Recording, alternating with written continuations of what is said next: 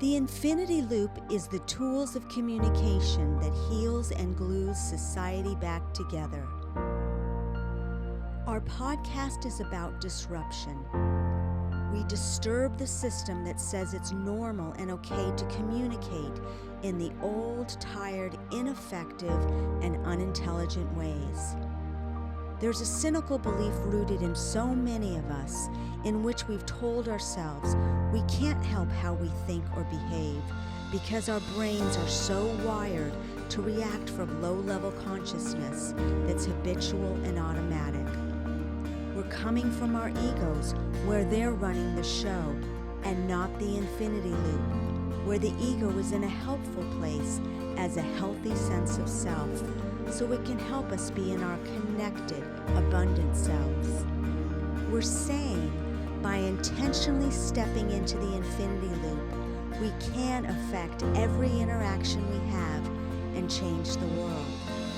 The Infinity Loop Group podcast is going to be about moving from the either-or to both-and way of thinking, where we transcend and include, as Ken Wilber teaches, in which we transcend the limitations of the old masculine and old feminine, but include what is healthy and helpful.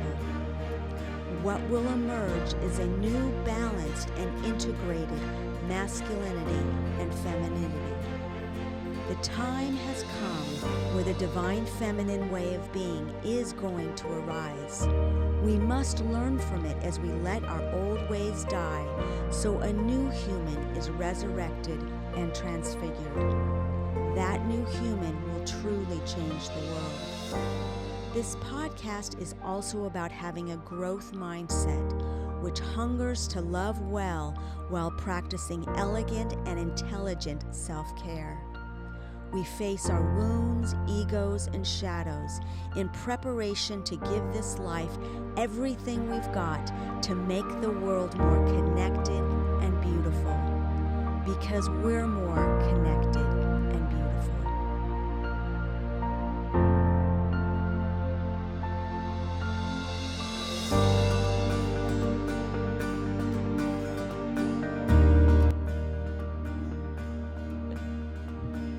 Welcome to the Infinity Loop Group Podcast, Episode 3. We're going to dive right back into the book where we're at the woman being burned at the stake. I am not afraid. I was born to do this. Joan of Arc. Oh, I write this in honor of all men who don't bully women. Sometimes a man behaves like a bully in one situation, but encourages a woman to flourish in another. It's the old, worn-out ways that need repair.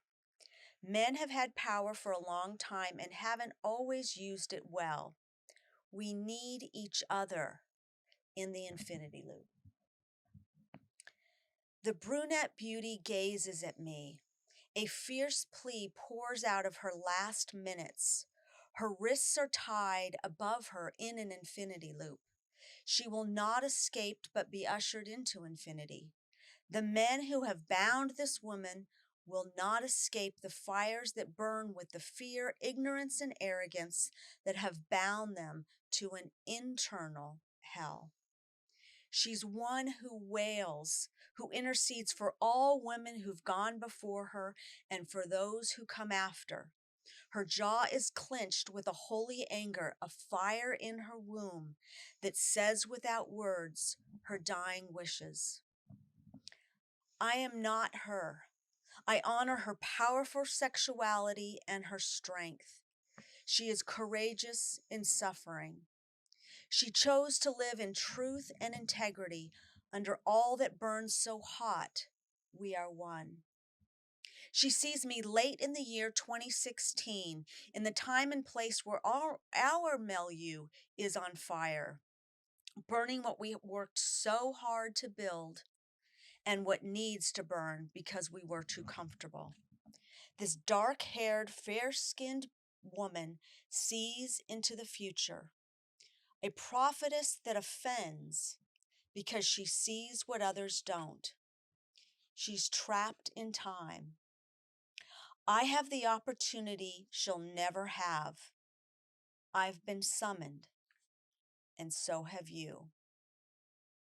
She tells me without words that I have the privilege to live in a time and place where communication tools have been made available to question beliefs, assumptions, and fears. Availing ourselves of these tools and skills could set us all free. The power of the feminine is staying in the heart, instructs Martha Beck. We stay in the infinity loop and through connection, awareness, and inquiry become leaders to men who suffer under a patriarchy that needs to burn away. The healthy masculine and healthy feminine are both needed. The intent is to create a new way that honors and balances the harmony of both. I'm girded up with a mission. I've been equipped for my work, which is as passionate as any fire in a belly can be. We can reach men who are reachable, who are willing and have a capacity to get free from their unexamined beliefs. They want to be free. We have compassion for them like we do on our own sons. No longer do we have to surrender to their habitual patterns of defending their ego positions. As warriors, we go in and wield the sword of truth with compassion. There will be a revolution of radical leadership that will set the captives free. I mean, I'm an example of Yeah, a man being yeah. saved. And just so much of how my own personality has developed and grown since I've integrated the infinity loop into my life. Amazing, yeah. And I want to be clear that I am not making men as the identified patient. I am identifying that this is how women are experiencing. I would say it's a call to action to men and women, Okay, good. right? If it's a call to action to saying men can make this change, and a call to action to women to help facilitate that change That within we. themselves and within men. And whatever we could get into the history of women being burned at the stake, the all the political maneuvers of what was involved, of how women were very often the ones that told on other women.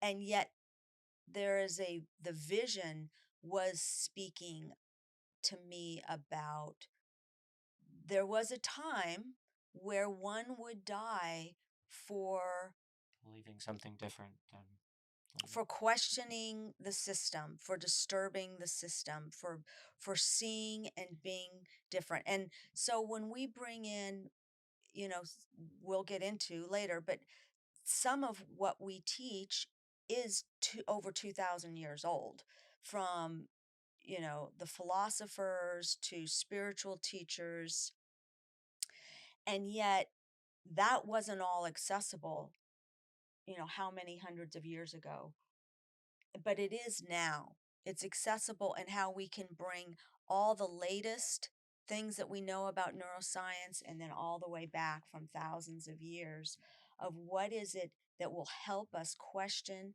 our fears, our ignorance, our arrogance, that would cause us to feel better burning somebody at the stake. And there's been so much talk, you know on in society about people being burned at the stake, metaphorically, for challenging the status quo and to be able to think different. And we definitely are not going to pander on our podcast, but we're really going to hold our position. Do you have anything else you really want to say about the woman being burned at the stake? I think it's just a great imagery for us to all have within us as we push forward to making the world a better place. And when we think about the consequences of being honorable and speaking the truth, Mm. Especially when you say it from a loving way. Um, Understanding that those consequences, no matter how heavy, are most likely not going to be as heavy as being burned at the stake. Mm-hmm. And that is what they used to be. But I think the consequences of not speaking our truth now are equivalent as being burned at the stake. Mm-hmm. And I think we do feel a burning up, but we rise again like a phoenix from the ashes. I mean, it is it. Well, like the cancel culture, how many people are being canceled but become 10 times bigger actually after being canceled, Mm-hmm. right? There might be an initial hit, but when people push through, their careers are usually Mm-hmm. much more validated and verified. Mm-hmm. People that never would have given them attention now want to hear what they have to say. What there was a paper they were talking about how certain papers only get so many followers or so many reads, but Mm-hmm. because it's being Oh labeled yeah. negative, Mm-hmm. now so many more people want to read it. And so it is this understanding if the ultimate, if you're being shamed for speaking the truth, especially if your truth is coming from a place of love, then you're probably doing something right. Yeah. And I the other thing I want to just revisit again is that because we are dealing with the patriarchy or whatever you want to call it, a way of being where it was sort of the not room for the divine feminine, like we're trying to move into now of the more integrated um how much that's really what we're talking about too, about representing the male dominant way. And I don't want to say male, I want to say um the need for it to be up leveled to a new way that incorporates more inquiry and vulnerability and spaciousness. Well, these are the tools for us to become tier two communicators, tier Mm, two society. A tier one society is very much, there's a lot of different colors to it. Do you know what I'm referring to? Those are the four quadrants, um, and how we get to a tier two society. mm-hmm.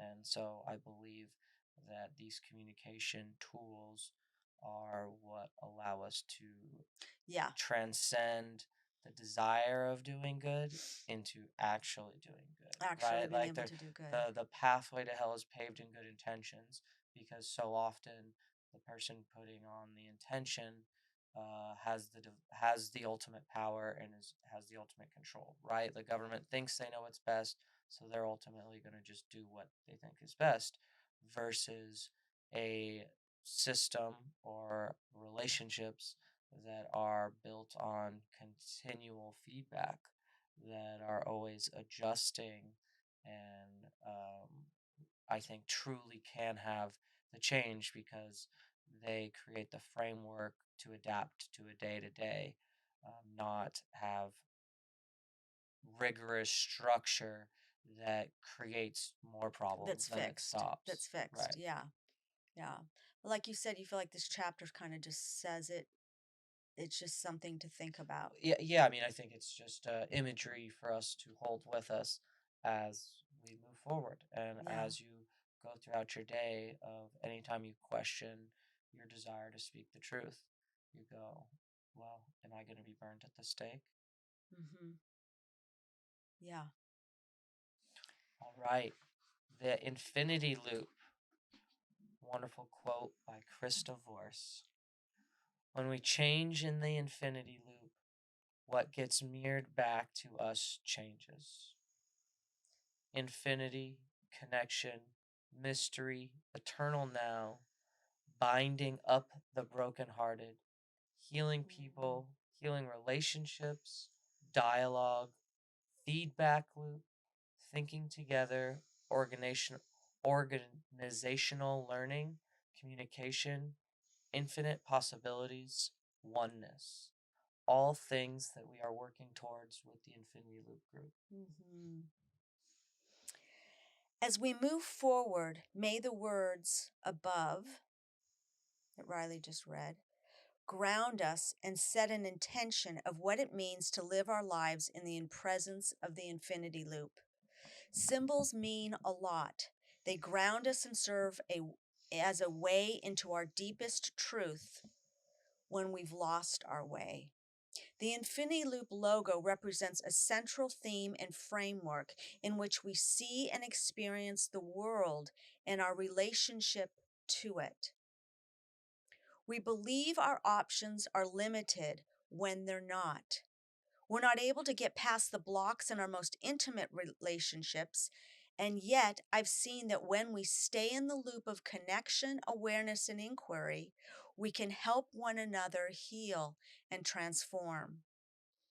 Often we feel unsafe and separate. However, when we fold into each other in our vulnerability and acknowledge that we feel unsafe and separate, there's a way to have our boundaries and still be in connection. When we mirror one another in the Infinity Loop, it shows us our limitless potential.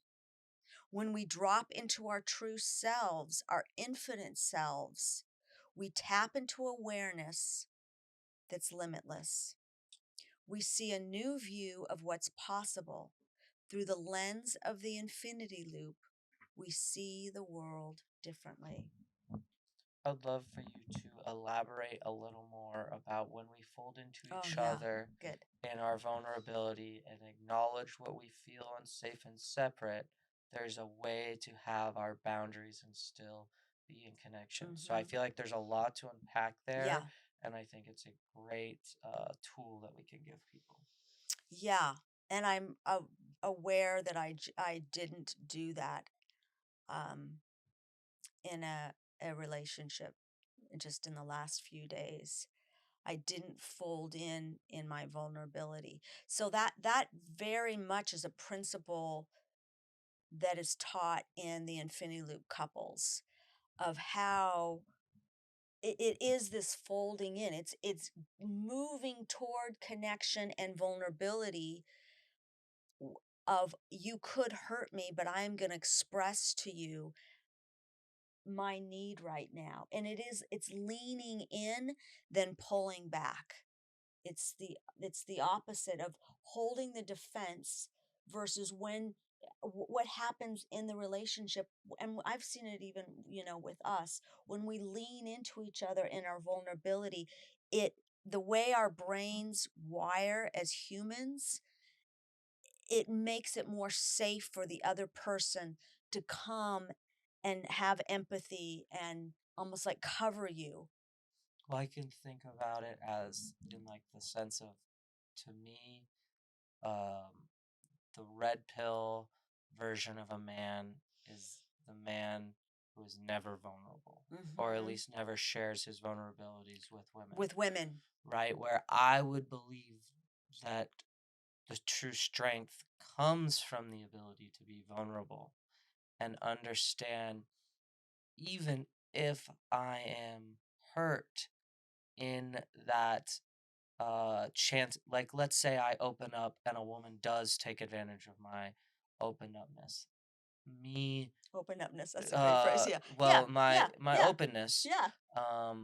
it it doesn't stop the power that I truly was having by being open, right? It doesn't diminish my masculinity from my being vulnerable. And my masculinity is the ability to go, okay, though I was hurt when opening up or being vulnerable, I know how to rise above that and move on. And that won't stop me from being vulnerable again, because I truly know, even it's the both and of, even though you did hurt me from being vulnerable, I'm so secure in who I am and I love myself enough. I'm going to continue to be vulnerable because that is a form of self love and loving of other relationships. That's so awesome. That's where, as we're hearing that's like the upgrade of masculinity, right? That we still honor all the great things about masculinity that are, frankly, some of them are very unfairly being bashed. Well, the first thing I think of is still protecting yourself, right? The masculine thing is then I separate myself from that person that hurt me when I was vulnerable, right? The unmasculine thing would be someone that continues to stay in that relationship and allows themselves to be continuously abused or taken advantage of. And then they shut down and stop being vulnerable because they have to defend themselves all the time instead of going, okay, I need to be brave enough to move on to a relationship that will receive me in my vulnerability. And to me, that's the most masculine thing. Yeah, yeah. And I would also say, I would also say that masculine strength would have the ability to go, I am feeling, you're not, I'm being vulnerable right now. That's the leadership piece. I'm being vulnerable right now, and you are not, um, You're throwing it in my honoring. face, You're right? using Oh, your my wounds, my vulnerability against me, and that is a criticism that's happening in society. Is that women will go, I want this vulnerable man, but then they'll say, oh, but when men are, they're like, ew, I don't like this. This is seem as weakness, and vulnerability is well, I think there's a real nice balance that should be talked about too, because there's a difference between men being a negative Nancy yeah, and a thanks, man. complainer Yeah. and a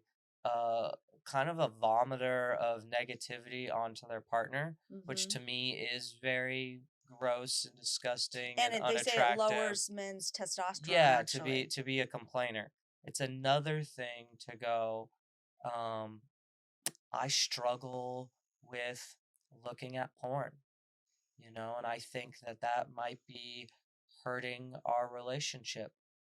um, that to me, and then instead of her throwing that back in your Mm. face later, she goes, how can I support you in creating an environment that you don't want to use? Yeah. Right? To me, that would be just kind of off the top of my head, a way that Yeah. someone could receive your being vulnerable. Yeah. Yeah. So, yeah, by acknowledging that we feel unsafe and separate, that is how we cover that is how we are on in a team sport. And having the boundaries and still being connected. Yeah. And I've noticed that like when couples can shift to do that, that like almost fixes so many problems. Like, oh, folding into each other, not using it against each other. No longer, it's love, An- another f- covering each other. Another phrase that for me that rings true for this is communicating expectations, right? Like we hear so often, Mhm. there's a breakdown because someone's expecting someone to do something without ever communicating it. Yeah. And I think this is that in a Yeah. nutshell, right? Yeah. Yeah. Because you're communicating your boundaries because you're wanting to be connected, right? It's you're Yeah. creating boundaries to become closer, not to separate. So often people talk about boundaries as a thing that protects you or keeps people out, but in a lot of times boundaries can create a lot more closeness because they create um, tools of engagement. You Mhm. know how m- to click the right buttons Mhm. because we've laid out all the buttons that we'd like to be clicked. Yeah. And that to me is in so much a invitation, not a you're right, like even the word boundaries to me, I think of like a hand out pushing someone away. Mhm. But really when we're doing it in the form of connection right here, it's more of a reaching in, but it's reaching in with communicated You're expectations. protecting what is good and beautiful. You're protecting what maybe needs to be honored, but you're protect a boundary even around relationship is you're protecting it from outside forces that could destroy it. Well, you're calling up the best version of the other person, right? Mm-hmm. But these boundaries aren't a way to diminish you. They're a way to up level you to interact with me, Mm-hmm. right? If the ultimate goal of us communicating ultimately is to connect, well, it's like we're a big puzzle, and you never know how to get to the end if there's no path, and you have to create the walls to get to the path. Otherwise, you're going to run into a bunch of invisible walls, right? Like you got to lay out the walls to get to the cheese. Does that Mm-hmm. resonate? So, if we could get so habitual at recognizing when we feel separate and unsafe, and it may even feel like a lot of anger could even rise up because maybe some need or expectation you feel like you were, like, I'm just thinking about myself, what happened to me where I just sadly wasn't doing this in the last few days, where I got in touch with a need. I felt real anger about it, that I because I had been repressing this. And actually, under that anger was just so much pain and vulnerability. But had I been able to go to more stillness and come in that heart centered, not the heart centered that just feels my pain. That's not heart centered. That is the that is used and told that that's heart centered, but that's not connected to the bigger heart. It's very self-referential. It's the passions that do not serve love. It's like the feelings of the body, not of the soul. Wow, that's oh, it's the pain body, as Eckhart Tolle would Right, so say. it's the pain Yes. body, but not the pain soul, Yeah. because the pain soul, it Oof. hurts for a little bit, but not a long. That's like gorgeous that you just said. Good one, dude. So had I just stayed in more of my vulnerability and trusted my infinite self could hold me and metabolize my pain instead of vomiting my pain on someone else with expectation, who didn't have the skill to give me back what I wanted. And so if we can go, whoa, I'm feeling really vulnerable right now. And I realized something with you that happened when I was like, you were looking at your phone instead of listening to the podcast or something. And I gone to that place of going, I'm feeling actually unsafe and separate. It's separate because I'm not, we're in our separate self, we're not in our oneness. It's very scary in our separate self. You weren't feeling seen or heard. I wasn't feeling seen and heard. And so I felt again like I needed to, and I was getting in touch with my feelings. And it didn't even have to do with you, it had to do with past situations that didn't have anything to do with you. And you handled it very, very well. But had I just went, wow, I am feeling unsafe and separate right now, and then that was the cue to have the other person. Well, I think because we are also both skilled at this, that Hmm. even you saying that statement, I am feeling separate and fearful right now, would automatically respond have a different response from me, right? Like because that would trigger of okay, I would ask questions. Like I would immediately go to inquiry Yeah. where I would go, okay, what am I doing that is causing that, Contributing. contributing that?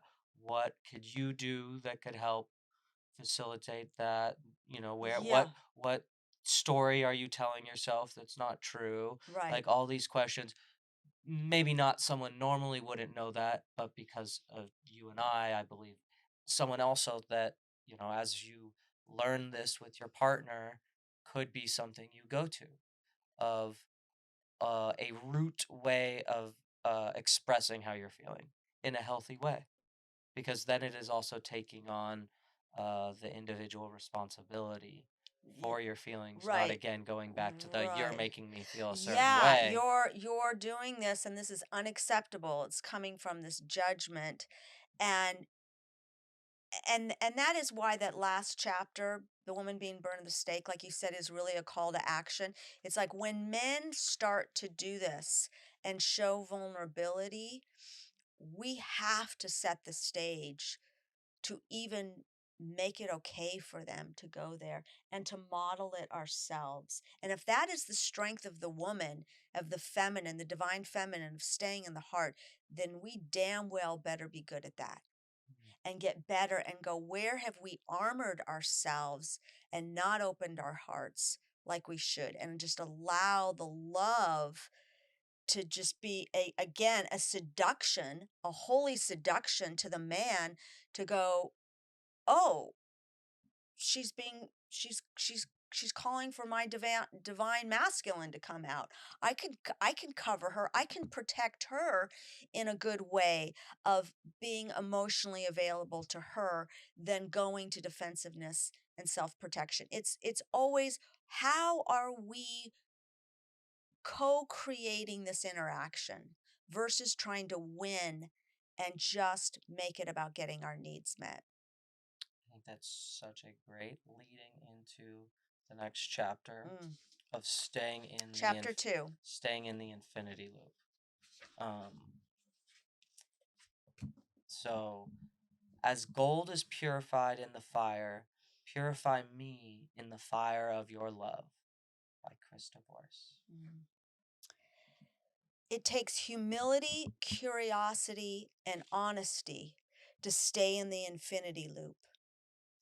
Empathy and our ability to transcend the limitations of our ego are needed. There's a shift from being non-reflective to being a learner. We move from winning to creating a learning container, and from breakdown in debate to dialogue. It only happens when we respect, re-see with new eyes. So I think that again is a great paragraph of when we move from projecting our communication into connecting our communication, right? Is it your goal to communicate to control someone or manipulate someone, or is your goal to connect and have someone understand? And I think that goes both ways of being open to someone else's perspective. Yeah. And again, you know, I hope this is clear. This book is clearly not about bashing men. It's about where women need to very much up level and where they are frustrated with not where they have diagnosed bad male qualities in some men. But we both need to up level to be a We better both man. need to up level.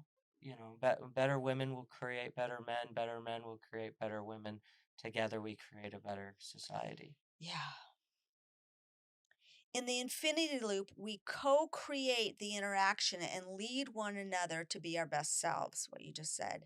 We mirror, listen, and attune to one another's needs under all the messiness. I feel like crying right now. It's how we love well by practicing elegant and intelligent self-care. Right? Loving each other and loving others, but not to the extent of putting ourselves in the way of someone that is a continuous abuser. Right, right. How do we take care of ourselves? Right. The infinity loop is the reminder of how, even though I'm not you, I'm not other than you either, as James Finley teaches. That's the infinity loop. That's the two loops. That's the mystery of oneness. Is even though I'm not you, I'm not other than you either. It reminds us how much power we have in every interaction to lead all participants and ourselves to think together and explore what's possible. Most of the time, it works, and it's a trip. The infinity loop is how we fold into one another in love, compassion, and engagement. There's that word again, folding into one another. That is the connection. That's that, again, that imagery of the infinity loop. We're folding into each other versus getting into our ego self Well, I that is s- separate, superior, and important. the imagery I see for that too is the humble and vulnerable, right? Would you fold yourself down like you're kneeling before someone? You're sharing your struggle, but not from a place above, as if your struggle is more important than someone or what everyone needs to cater to, but kneeling down of, hey, you're someone that cares about me. This is my vulnerability. Now, as they can meet you and come down to you, because you have folded, right? That I think is where people have a problem when people are trying to be a victim on top of a hill.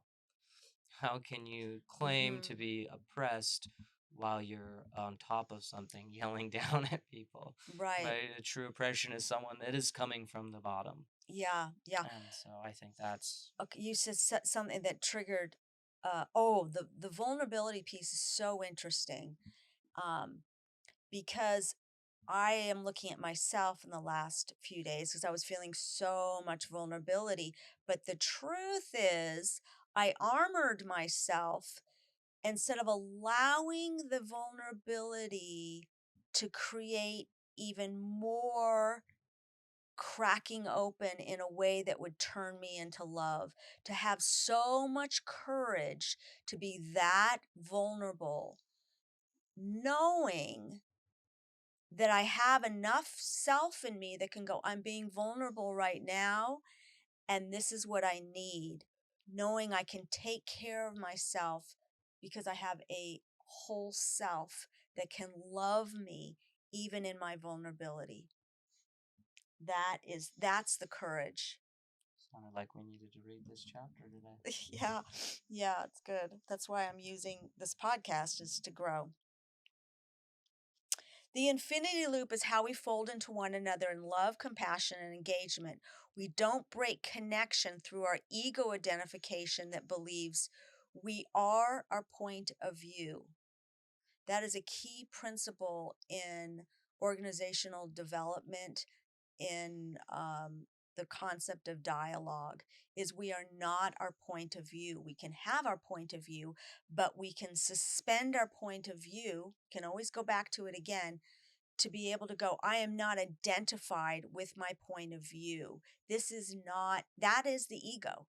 And if I just remind myself again, and we remind us to go, oh, that's what that feels like. It feels good, but no, that is the ego not in service of love. That is leading with my ego. Instead of going, I'm not my point of view. And when you said humility, again, humility also being, what don't I know? What don't I see? It's it's wow, I am having so much of a charge right now of need and pain, and but what don't I know about how you're experiencing what just happened? What am I not seeing? Tell me what your thought process was, Yeah, and how can I help you hear and potentially participate in getting my need met? a healthy call to action. Yeah. And lastly, it's the vision I have of how we see ourselves in one ring of the loop, that yellow orange loop being a fire that's solid as a block of gold that keeps us safe. That is huge. Let's just like sit with that. It's like we are feeling vulnerable, but at the same time, if we're like, whoa, I'm in this infinity loop, and there is a field because I'm in love. I am in love in the most beautiful way of loving my human part of me that love loves, right? Love loves our human, scared, fragile, traumatized selves. And the more we go, oh, we are that love that can love that part of us, And when that part feels that love, we stop feeling those feelings. we actually do. Suffering ends when compassion shows up. And that has proven in my life time and time again. If I can Just have enough compassion for ourselves. Yes, and it is a divine force. It is a divine force that is talking to us, that is the voice of love, which is the book that you and I are going to finish, called Numinous Love, is whispering in our ear, learning to hear the voice of love. It's that part of us that even Jill Bolte Taylor would call the right logical brain, that is in the infinity loop, that is all is well, and is our whole self, and can love that part of us that is struggling. And so it's like, when I can realize what is numinous love saying to me, I can take care of myself. I can strengthen who I am and bounce more into my infinite self. But the remembering, like, even in our vulnerability, we are being protected by this fire of infinity, this golden loop of abundance that can keep us safe, that we are safe even when we don't believe we are safe, because it's a not truth that we're actually separate. We just feel it in the moment, but the truth is we are not separate. And that's the skill of the infinity loop of going, and that is how we feel, but ultimately Well, that is not true. it's taking the spiritual practice of oneness and altering it into a form of communication. Mm. Right? We talk about oneness in almost every spiritual format, Yeah.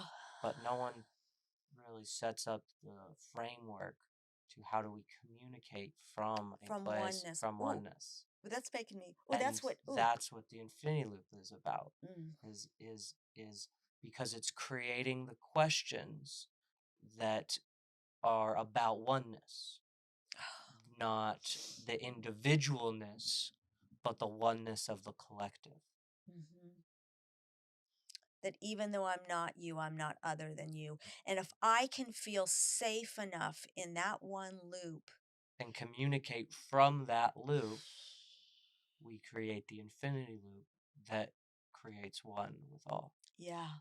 And so that is, again, the spiritual practice, where it become, every time the lie comes to us, because that's what they say trauma really is that something happened where a lie lodged into our brain. And I like to say the healing, being in presence of true love, it you examine the lie, and it's like you pull it out of your brain, and you go, oh, that was a lie. The truth really does set us free.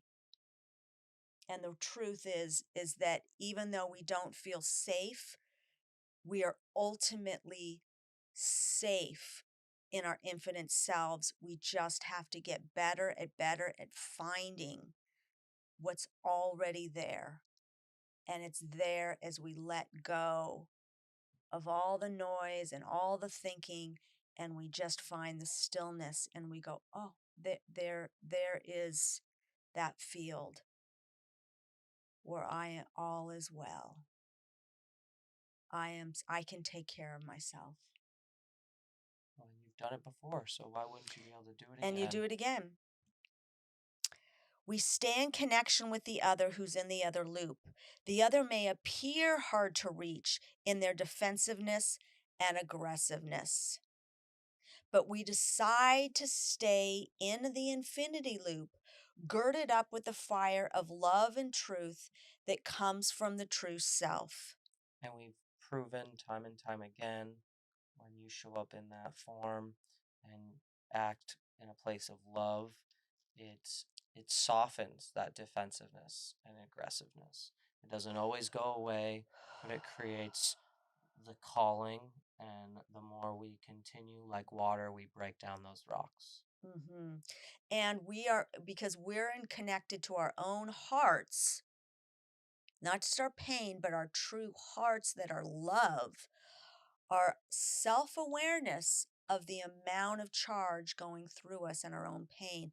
And we go to inquiry of how it helps the other person to feel safe. We end up co-regulating the other person. We create, that's the folding in. That's the I am in this with you. That's the beautiful thing about committed pair bonds. I'm in this with you. I'm not bailing on you every time you have a need that I don't think I can meet. From our true self that's unmoved by the offense of the other. That is true.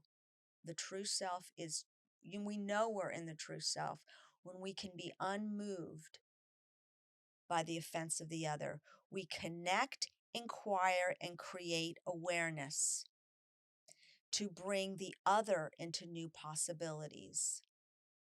It's radical, but so is the concept of infinity. We need radically new ways to relate. Thank you so much for joining us on another episode of the Infinity Group. It's the end of today. Until next time.